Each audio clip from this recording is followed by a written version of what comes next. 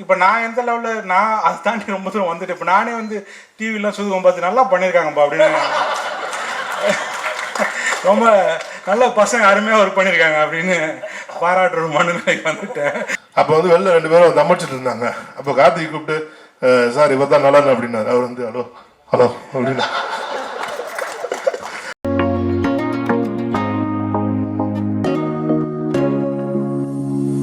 எனக்குமே சிவிகுமார் சார் நான் வந்து அவர் மெயில் அனுப்பிச்சு பிடிச்சாரு. நான் ஃபேஸ்புக்கில் சேட் பண்ணி அவர் மெசேஜ் அனுப்பிச்சிட்டே இருப்பேன். ஏன்னா எனக்கு வந்து நான் நாளை இயக்குனர்லேருந்து ஷார்ட் ஃபிலிம் பண்ணிட்டு வந்து இந்த ஃபீச்சர் ஃபிலிம் ஒரு ப்ரொடியூசரை தேடணும் அப்படின்ற போகும்போது எனக்கு ஒரு இடத்துல நம்பிக்கையே போயிடுச்சு. ஏன்னா வந்து எல்லாருமே வந்து நான் 2-3 நிறைய ப்ரொடியூசர் மீட் பண்ணேன். நான் வந்து ஃபஸ்ட்டு ஜிகர்தண்டா எழுதிட்டு இருந்தேன் ஃபஸ்ட் ஸ்கிரிப்டாக.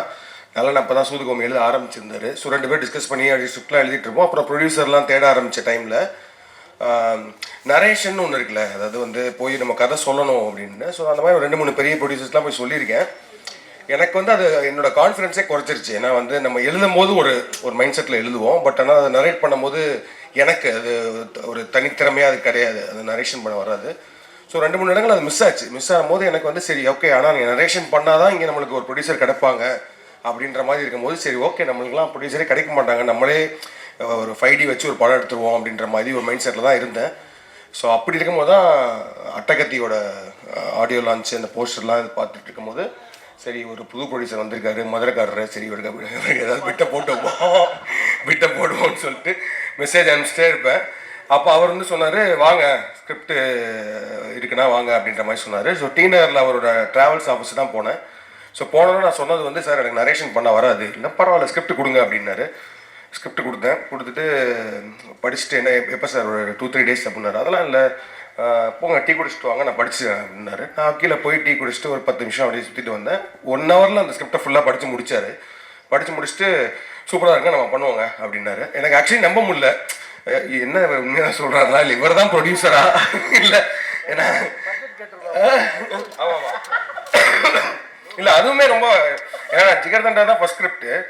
அந்த ஸ்கிரிப்டையும் அதே மாதிரி படிச்சுட்டு ஓப்பனாக சொன்னார் அவர், இது உங்கள் ஃபஸ்ட்டு படம்னா அது நடக்கவே நடக்காது, இது வந்து எவ்வளோ பட்ஜெட்டில் பண்ணுவீங்க அப்படின்னாரு. இப்போ நம்ம ஒரு வேல்யூ ஒன்று வச்சுருப்போம்ல 2 crores சார், அதனால வாய்ப்பே கிடையாது, இது ஒரு 4 crores ஆச்சு ஆகும் அப்படின்னு. பீட்ஸா பண்ணும்போது இல்லை ஒரு 1 crore பண்ணலான்னா ஓகே அப்படின்னு சொல்லி இமீடியட்டாக ஒர்க் பண்ணாங்க. But thank you sir, I am so happy to see you here.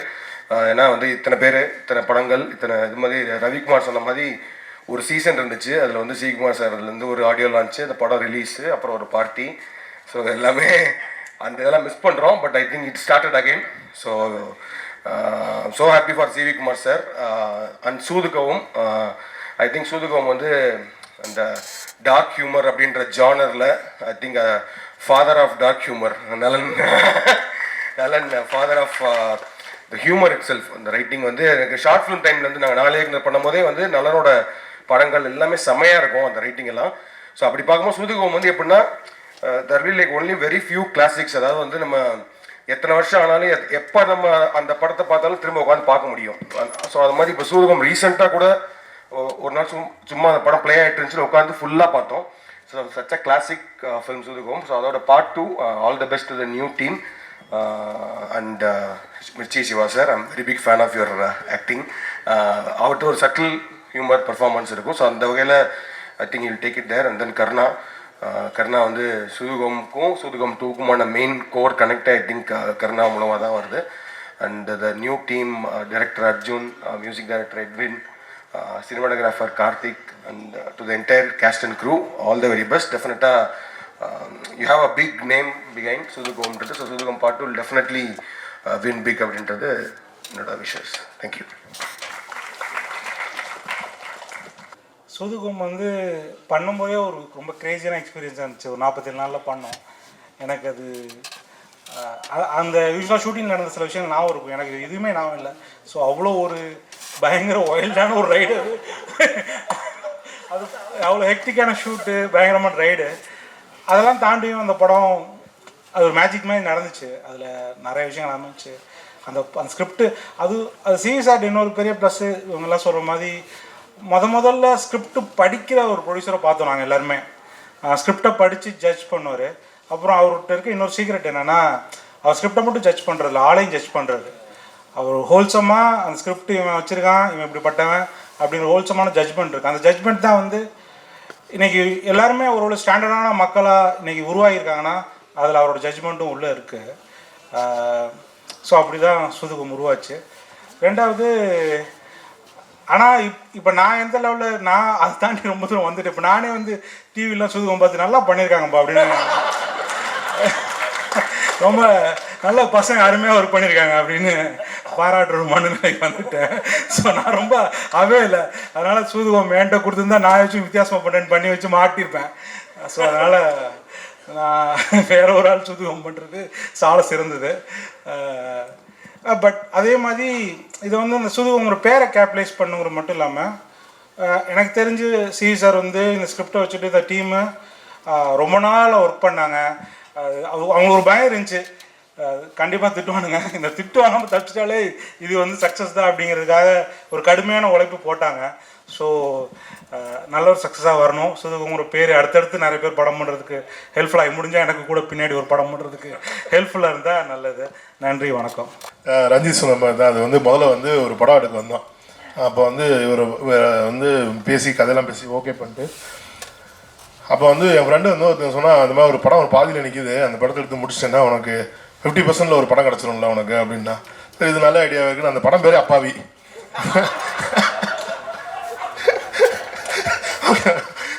வாழ்க்கையில் முதல்ல அந்த ஏவிஎம் ஸ்டுடியோஸ்குள்ளே போய் அதை போய் பார்த்தோம், அந்த ஸ்டுடியோவில் பார்த்தோன்னா அப்புறம் தான் தெரிஞ்சு, ஐயோ படம் விட்டு அப்பாவில்லை, படம் எடுத்து எல்லாருமே அப்பா.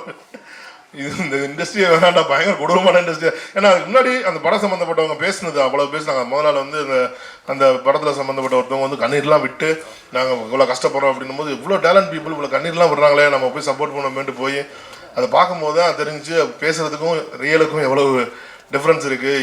இதை பிரித்து பார்க்குறப்ப நமக்கு திறமை இல்லை, நமக்கு இந்த இண்டஸ்ட்ரி வேணான்ட்டு நான் போயிட்டேன். அதுக்கப்புறம் ஒரு ரஞ்சித் வந்து அவரோட மேரேஜுக்கு இன்விடேஷன் அனுப்பிச்சிருந்தார். எனக்கு அது பயங்கர இம்ப்ரெஸ்மெண்ட் இருந்துச்சு. ஏன்னா அது ஹேண்ட்மேட் பேப்பரில் ஒரு மாதிரி ஒரு கவிதை மாதிரி எழுதி இதெல்லாம் பண்ணி நாங்கள் வந்து ஒரு கோடை காலத்தை பற்றி ஒரு பெரிய கவிதை எழுதி வச்சுருந்தோம். இல்லை அது கவிதை, ஒரு இன்விடேஷன், ஒரு மேரேஜ் இன்விடேஷனு செம்மையாக எழுதியிருந்தார். அதுக்கப்புறம் திருப்பி ஸ்டார்ட் ஆச்சு. அதில் விளைவு தான் ஒரு நாள் நல்லா சரக்கு அடிச்சுட்டு இருக்கும்போது ஒரு மெயில் அனுப்பிச்சாரு. ஓகே, நாளை காலையில் வாங்க, நைட்டு ஒரு 12 மணி இருக்கும், 1 மணி இருக்கும், நாளை காலையில் வந்துருங்க அப்படின்னு. வந்தவொடனே டக்குன்னு செக்கை எடுத்து கொடுத்தேன். அவனு சார் உண்மையிலே படம் பண்ணுறேன் அப்படின்னு சொல்லியாச்சு. அதனால அப்படி ஆரம்பிச்சு போனது தான். அதே மாதிரி தான் கார்த்திக்கும் வந்து பீஸா ஸ்கிரிப்ட் சொல்லும் போது அதே மாதிரி தான் வந்துச்சு. அவர் கொடுத்தாரு, படித்து முடிச்சுட்டு உடனே அன்றைக்கி இம்மிடியட்டாக ஸ்டார்ட் பண்ண. அப்போ அட்டகத்தி டப்பிங் போயிட்டு இருந்துச்சு, அன்றைக்கி போயிட்டு இருந்துச்சு. இப்போ முடிஞ்சுன்னு நேராக போனோன்ட்டு ரஞ்சித் சொன்னேன், இந்த மாதிரி அடுத்த படம் பண்ண போகிற ரஞ்சித் பீஸான்னு சொல்லிடுன்னா, என்னங்க இந்த படம் ரிலீஸ் எல்லாம் ஆகல, அடுத்த படம்ன்றீங்க அப்படின்னு. எல்லோரும் இது நல்ல கதையாக இருந்துச்சு, நான் பண்ணலான்னு சொல்லிடுறீங்க அப்படின்னு. அதே மாதிரி தான் நலன் வந்து என்கிட்ட கதை சொல்கிறதுக்கெலாம் வரவே இல்லை. இவர் வந்து பீஸாவில் நடிக்கிறதுக்கு வந்திருந்தார். அந்த பிட் ஸ்டாப்னு சொல்லி ஒரு பீஸா ரெஸ்டாரண்ட் இருந்துச்சு, அதுக்கு நடிக்கிறதுக்கு வந்திருந்தார். அப்போ வந்து வெளில 2 பேரும் தமச்சிட்டு இருந்தாங்க. அப்போ கார்த்திக் கூப்பிட்டு, சார் இவர் தான் நலன் அப்படின்னாரு. அவர் வந்து ஹலோ அப்படின்னா,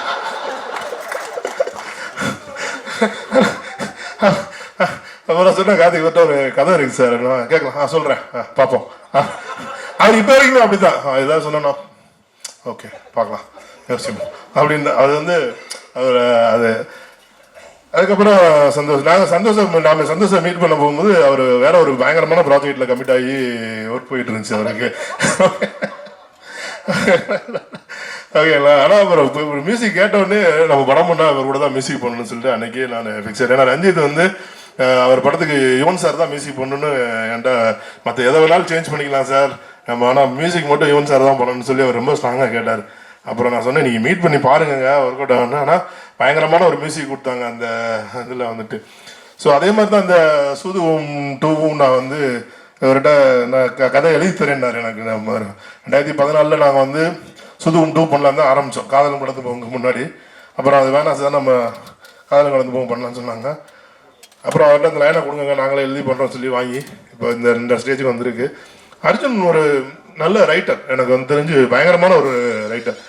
நான் ரீசெண்ட் டயத்தில் பார்த்ததில்ல இவ்வளோ ஒரு பயங்கர ஒரு நாலேஜபிள்ன்றத விட டேலண்டட் ரைட்டர்ஸ் நான் இவ்வளோ சீக்கிரம் சந்திக்கல. ஏன்னா ஒரு கதையை பற்றி பேசினா ஒரு நாள் ஈவினிங் ஃபுல்லாக அந்த கதையோட ஒன்லைனை ஃபுல்லாக சொல்கிறாப்புல ஒரு பயங்கரமாக அதை சொல்கிறாப்புல. அதே மாதிரி எடுத்த காமெடியை வந்து இன்னைக்கு நிறைய பேர் காமெடி ஒர்க் அவுட் பண்ண வர மாட்டேங்குது இங்கே இன்னைக்கு இண்டஸ்ட்ரியில்.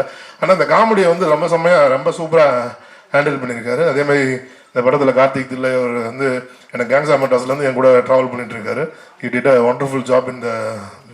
அதே மாதிரி இக்னேஷியஸ் அஸ்வின், அப்புறம் எட்வின் வந்து எட்வின் எனக்கு எப்படி தெரியும்னா நலன் மூலமாக தான் தெரியும். ஏன்னா நலன் வந்து ஆடல் பாடல்னு சொல்லிட்டு ஒரு இதில் பண்ணியிருந்தார், ஒரு ஆந்தாலஜி ஒன்று பண்ணியிருந்தார் ஆடல் பாடல்னா, அதுக்கு மியூசிக் போட்டிருந்தார் எட்வின். அந்த ப்ரீமியருக்கு போகும்போது தான் நான் மீட் பண்ணோம். நல்ல திறமையான பையன், நல்லா மியூசிக் பண்ணிருக்காரு. அன்ஃபார்ச்சுனேட்டாக இன்னைக்கு 2 பேர் பண்ணியிருக்காங்க. இதில் வந்து ஒருத்தர் எட்வின் மியூசிக் சாங்ஸ் பண்ணியிருக்காரு, ஹரி எஸ்ஆர் அப்படின்னு சொல்லிட்டு அவர் வந்து ஆர்ஆர் பண்ணியிருக்காரு, ஸ்கோர் பண்ணியிருக்காங்க. 2 பேருமே லண்டனில் தான் இருந்தாங்க. இன்னைக்கு காலையில் தான் ஒருத்தர் வந்துட்டார், ஒருத்தர் இன்னும் இமிகிரேஷன்லேருந்து வெளியே வரல. அவ்வளோ பிஸியாக இருக்காங்க. அடுத்த படம்லாம் பண்ணுவாங்களான்னு தெரியல. நீங்கள் 2 படம் சேர்த்து பண்ணுங்கன்னு சொல்கிறீங்க. ஸோ இந்த படம் இந்த லெவலில் வந்து இன்னைக்கு இந்த படம் வந்து இன்னைக்கு சூதுகம் 2 வந்து இன்னைக்கு இந்த அளவுக்கு வந்து ஸ்டேஜில் வந்து இன்னைக்கு வந்து நின்றுருக்குன்னா அதுக்கு வந்து முக்கிய காரணம் வந்து தங்கராஜ் சார் தான். நான் மட்டும் இல்லை, எங்கள் என்டையர் காஸ்ட் அண்ட் குரூவே வந்து அவருக்கு தான் வந்து தேங்க்ஸ் சொல்லணும். ஏன்னா இந்த படத்தில் என்னைய விட அவருக்கு நம்பிக்கை வச்சார் அர்ஜுன் மேலே. அவர் வந்து இந்த படம் நல்லா அவரும் செய்வி, நம்ம இந்த படத்தை சேர்ந்து பண்ணலாம்னு சொல்லி அவர் எஃபர்ட் எடுத்து இன்னைக்கு வரைக்கும் அதுக்கு வந்து பயங்கரமாக என் கூட ராத்திரி போல சேர்ந்து ஒர்க் பண்ணிட்டு இருக்காரு. Thank you sir, thank you so much. அதே மாதிரி இந்த படத்தில் அகில உலக சூப்பர் ஸ்டார் முதல்ல போய் இந்த படத்தில் நான் போய் நீங்கள் தான் நடிக்கிறீங்க, நீங்கள் நடிக்கலாம் பிரதர் அப்படின்னு ஒன்று. இந்த படமா ஐயோ இந்த படத்தில் ஏங்க டெஸ்ட் பண்ணுறீங்க நம்ம அப்படின்னு. அப்புறம் அர்ஜுன் போய் கதை சொன்னோன்னா அவர் வந்து அவர் வந்து ரொம்ப நாளைக்கு முண்டாஸ்பட்டிலே அவர் நடிக்க வேண்டியது, நாங்கள் வந்து பண்ண வேண்டியது. ஸோ ஒரு வழியாக இந்த படம் நல்லா வந்திருக்கு இந்த படம். நான் ரொம்ப நாளுக்கு அப்புறம் படம் பார்க்கும்போது இந்த படம் தேட்டரில் நல்லா ஓடும் அப்படின்ற ஒரு கான்ஃபிடென்ட் எனக்கு இந்த படம் கொடுத்துருக்கு. அதே மாதிரி இந்த படம் வந்து இப்போ இந்த படம் எழுதி முடிக்கும் போது இவர் வந்து என்ன சொன்னார், இந்த படத்துக்கு இதோட அடுத்த பாட்டுக்கும் எனக்கு கதை எழுதி முடிச்சு கொடுத்துட்டாரு. ஸோ இந்த படத்தை தொடர்ந்து அதுவும் நடக்கும்னு நம்புகிறேன். இந்த எங்களோட அழைப்பை ஏற்று இங்கே வந்து இந்த அத்தனை ரஞ்சித் சார், கார்த்திக் சுப்புராஜ், நலன், மந்திரி சந்தோஷ் மற்றும் அனைத்து ஆதிக் பிரதர், அப்புறம் கௌரவ் பிரதர், வந்திருக்கிற சக்தி ப்ரொடியூசர்ஸ், காஸ்ட் அண்ட் குரு அனைவருக்கும் என்னுடைய நன்றி. அப்புறம் இந்த படத்தில் வந்து வாகச்சந்திர சார் வந்து ஒரு செம ரோல் ஒன்று பண்ணியிருக்காங்க. கண்டிப்பாக அந்த ரோல் பெருசாக பேசப்படும். அதே மாதிரி சூதுவம்ல வந்து அருமை பிரகாசத்தை விட்டுட்டு வேற யாரையும் நம்ம வந்து பண்ணவே முடியாது. நாங்கள் பிளான் பண்ணும்போது யார் வேணாலும் இருக்கலாம், ஆனால் அருமை பிரகாசத்தை விட்டுட்டு இந்த படமே பண்ணக்கூடாது அப்படின்ற அளவு தான் அவரோட ரோல் இருந்துச்சு. ஆமாம், அதனால் இங்கே வந்து எங்களை வாழ்த்த வந்த அனைவருக்கும் நன்றி. நீங்கள் வந்து எனக்காக இன்னைக்கு உங்கள் பொண்ணான நேரத்தை செலவழித்து இங்கே வந்து இவ்வளோ நேரம் இருந்து எனக்காண்டி இந்த மேடையை அலங்கரித்ததுக்கு அனைவருக்கும் மிக்க மிக்க நன்றி. இந்த படத்தில் நடித்த அனைத்து ஆர்டிஸ்ட்டுக்கும், அவங்க அனைத்து நடிகர்களுக்கும், அனைத்து தொழில்நுட்ப கலைஞர்களுக்கும் என்னோட மிகச்சிறந்த நன்றி. அப்புறம் இந்த படத்தை வந்து வெற்றிகரமாக இந்த ப்ரொடக்ஷனை முடிக்க எங்களுக்கு உதவி பண்ண என்னோட எக்ஸிக்யூட்டிவ் ப்ரொடியூசர் ராகேஷ், அப்புறம் ஹரிஹரன், அப்புறம் சந்தோஷ், ரவிக்குமார், 3 பேருக்கும் மிக நன்றி, மகிழ்ச்சியும். அனைவருக்கும் நன்றி. இந்த படத்தை 13ஆம் தேதி தியேட்டரில் வந்து பாருங்கள். கண்டிப்பாக ஒரு நல்ல ஒரு என்டர்டைனர், ஒரு ஃபன் ஃபிலிம் இந்த படம் இருக்கும். உங்கள் அனைவருக்கும் இந்த படம் ரொம்ப பிடிக்கும்னு நான் நம்புகிறேன். அனைவருக்கும் வாழ்த்துக்கள். நன்றி, தேங்க்யூ.